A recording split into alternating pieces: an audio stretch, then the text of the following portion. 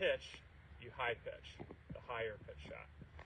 So the higher you're trying to hit the ball, the more dangerous it is, for lack of a better term, and the more skills required. But unfortunately, sometimes you need to hit it a little higher, don't you? In order to, if you don't have a whole lot of green to work with and you need to stop the ball a little bit quicker. So that's where we're going to stop digging, okay? Because when we're digging and we're coming in and that leading edge is coming in, you see how the shaft of my golf club is forward right there? That takes loft away from the club, okay? So it doesn't go as high. That's why that's a medium trajectory pitch shot.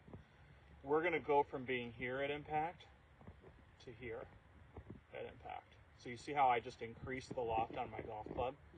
Okay. You'll notice that when I do that, if my hand is the ground, you see how now the back of that club is hitting my hand, isn't it? So that's called the bounce of the golf club. Okay.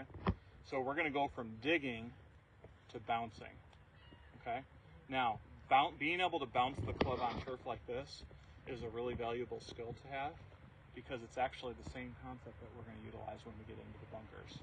Using your bounce on your wedge is the most important kind of part of the club to be able to hit a good bunker shot.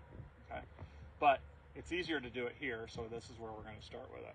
Okay, so from a technique standpoint, in order to achieve that, here's what we're going to try to do. Okay, first, because the ball is going up, it's not going forward, we need to make a little bit bigger golf swing. So because of that, we're going to get our feet just a touch wider. Okay, so now it's going to be about 3 club widths apart. Okay, so just a touch wider with our feet. Ball's still kind of in the middle of our stance here. Okay, but you'll notice I'm not leaning. I'm more neutral. So you see how my club shaft looks like it's kind of straight up and down?